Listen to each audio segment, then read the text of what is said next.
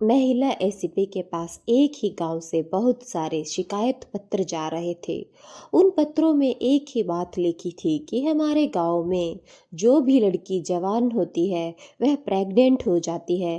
ना जाने क्यों, ना किसी लड़के से उसका अफेयर है, ना वह शादीशुदा है, कोई भी है हमारे घर आता जाता नहीं है, फिर भी लड़कियां प्रेग्नेंट हो जाती है। यह सुनकर महिला एसीपी बड़ी परेशान हो जाती है और अचंभे में पड़ जाती है कि ऐसा कैसे हो सकता है।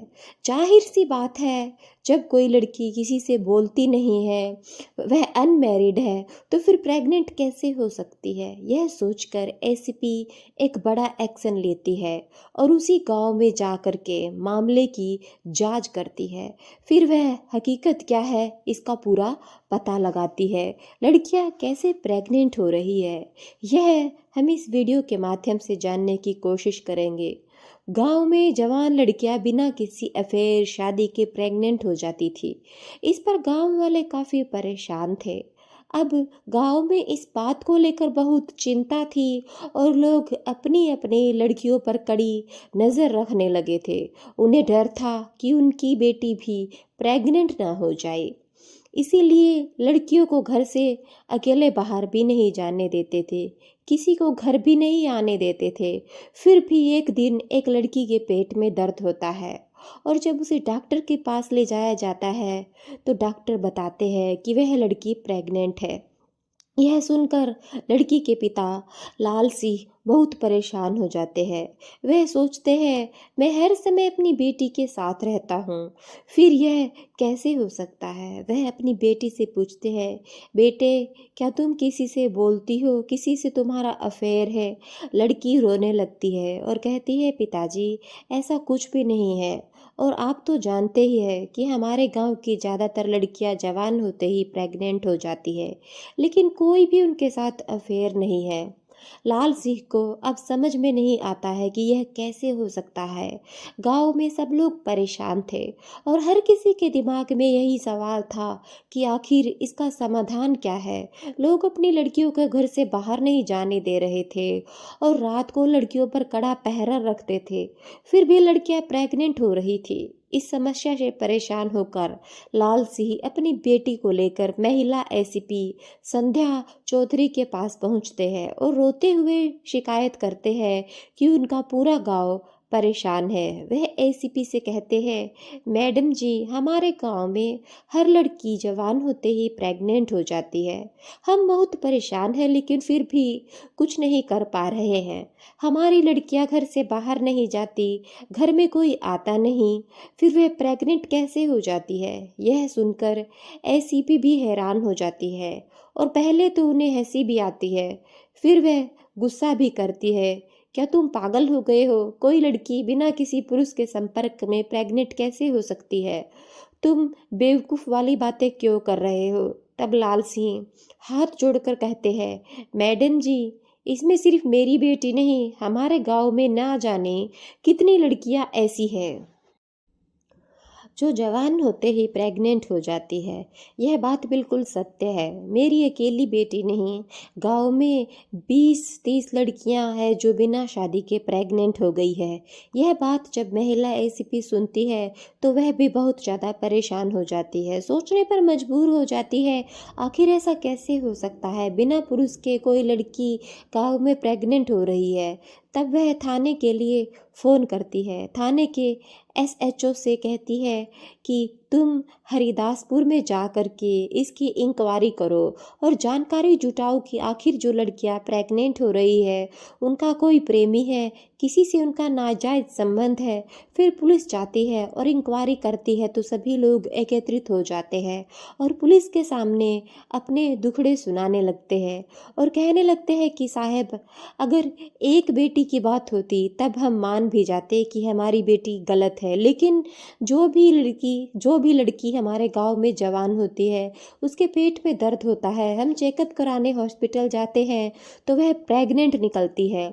अगर एक ही बात को मान लेते, लेकिन लड़कियों का अफेयर हो सकता है और फिर हम इतनी चौकसी रखते हैं, अपनी बेटियों पर रात दिन नज़र रखते हैं, कभी घर के बाहर अकेले नहीं जाने देते, जब रात को सोते हैं तब हम उन्हें अपने पास सुलाते हैं, किसी को पास आने नहीं देते।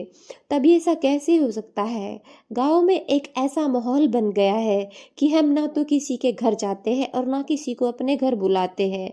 इस बात के डर की वजह से पुलिस यह बात सुनकर बहुत ज़्यादा परेशान हो जाती है और फिर पुलिस लौट करके चली जाती है। और फिर जो संध्या चौधरी एसीपी होती है जिले की, उनसे पुलिस जा करके कहती है, जो थाने के इंस्पेक्टर होते हैं वह कहते हैं, मैडम जी, हम भी इस बात को सुनकर बड़े हैरत में हैं। आखिर उस गांव के लोग सभी मिलकर के हमारे पास आए थे और उन्होंने कहा था कि हम अपनी लड़कियों पर बहुत ज़्यादा पाबंदी रखते हैं और हमारी लड़कियां किसी के साथ अफेयर में भी नहीं है। और एक दो लड़की नहीं, उस गांव में 20-30 लड़कियां ऐसी है जो जवानी में कदम रखते ही प्रेग्नेंट हो गई। यह बात सुनकर अब तो मैडम का भी दिमाग खराब हो रहा था।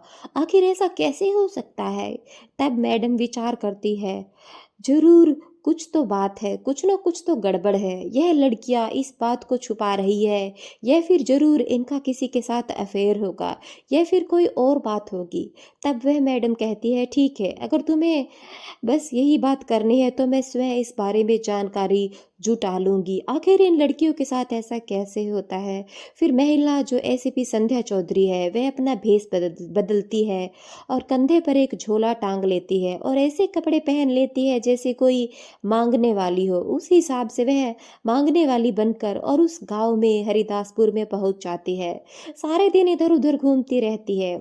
जैसे ही शाम होती है सभी व्यक्ति के द्वार पर पहुंचती है। जो व्यक्ति उसके पास शिकायत पत्र लेकर गए थे, लाल सिंह, अब वह भी उनके घर भी पहुंचती है। शाम होने वाली होती है। तब वह महिला एसीपी जो भिखारी का भेष बना रखा था जिसने, तब वह कहती है, भैया हमें रात्रि हो गई है, बहुत ज़्यादा टाइम हो गया है, क्या हम रात को आपके घर में रुक सकते हैं? इतनी रात को हम कहाँ जाएंगे? हमें ठहरने के लिए थोड़ी सी जगह दे दीजिए। तब लाल सिंह कहता है, चलो कोई बात नहीं, आप यहाँ पर रुक जाओ। महिला हो, अगर कोई पुरुष होता तो हम आपको अपने घर में रुकने नहीं देते, क्योंकि हम लोग बहुत ज़्यादा परेशान हैं, ना जाने हमारे साथ ऐसा क्या हो रहा है। तब वह कहती है, कोई बात नहीं, हम तो तुम्हारी बेटी के समान हैं, तो फिर हमसे आपको क्या डरना। तभी वह लाल सिंह महिला एसीपी को भिखारी समझ करके अपने घर में एक जगह पर जगह दे देता है और एक चारपाई वहां पर बिछा देता है और कहता है, आप इस पर सो सकते हो और रात को यहाँ पर रह सकते हो। जो खाना हमारे घर में बनेगा वो आपको मैं दे दूंगा। अब लाल सिंह उस महिला के लिए वहीं पर खाट बिछाकर लालटेन रखकर रोटी पानी देकर वहां से चला जाता है और लाल सिंह अपनी लड़की को लेकर के घर के अंदर जाकर के लेट जाता है। सभी लोग सो जाते हैं। तो रात का समय था और मैडम चुपचाप उस घर से निकल के आती है और गली में घूमने लगती है और यह देखने लगती है कि आखिर देखूं तो यहाँ पर रात को होता क्या है।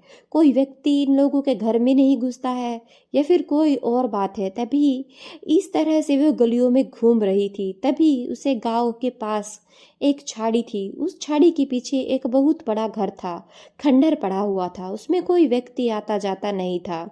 तभी वह देखती है उस खंडर से दो शराबी निकल कर आ रहे थे और उनके हाथ पैर सीधे नहीं चल रहे थे, वे बिल्कुल लड़खड़ा कर चल रहे थे, झूम कर चल रहे थे।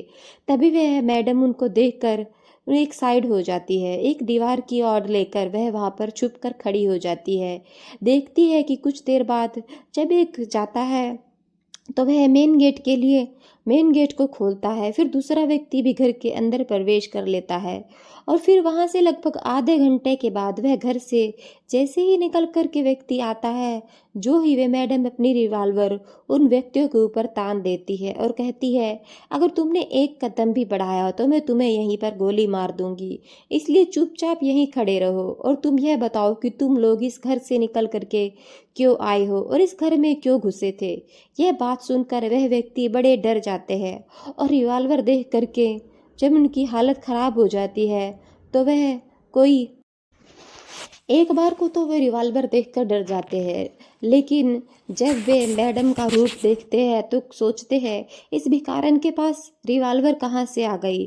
तब वह उससे कहते हैं कि तुम हटो यहाँ से, हमें जाने दो और अपना ये नकली का हथियार भी नीचे कर लो। मैडम को धक्का दे रहे थे, लेकिन मैडम उन्हें डराने के लिए एक गोली चला देती है। तभी वह लोग उस गोली की आवाज़ सुन कर के डर जाते हैं और वहीं पर रुक जाते हैं। जब गोली की आवाज़ गांव के लोग सुनते हैं तो एकदम से जल्दी जल्दी उठ जाते हैं और सभी लोग वहां पर इकट्ठे हो जाते हैं जिस जगह पर वह मैडम उन शराबियों के ऊपर रिवाल्वर तान कर खड़ी थी। जब उधर से लाल सिंह निकल कर आता है और देखता है कि अरे यह तो मैडम मेरे घर में रुकी हुई थी, इनके लिए खाना लाया था, मैं चारपाई बिछाई थी, लेकिन इनके हाथ में तो रिवाल्वर है, इनके हाथ में रिवाल्वर कहाँ से आ गई और ये इन लोगों को पकड़ कर क्यों खड़ी है। तब वह गांव वाले सभी एकजुट करके और उन दोनों को लोगों को पकड़ लेते हैं।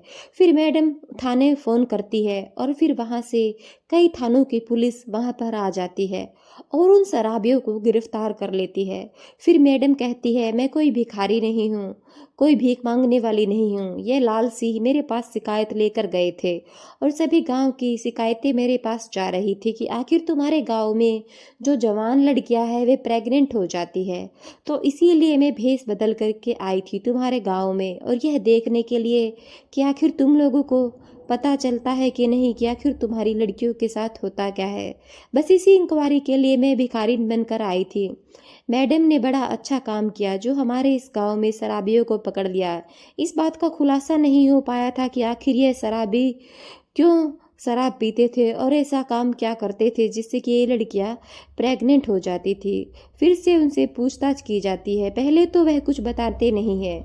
जब पुलिस अपने हथकड़े आजमाती है और उनसे सख्ती से पूछताछ की जाती है कि बताओ तुम रात्रि को दरवाज़ा खोलकर घर के अंदर क्या कर रहे थे जाके, और तुम यहाँ पर क्या करते हो।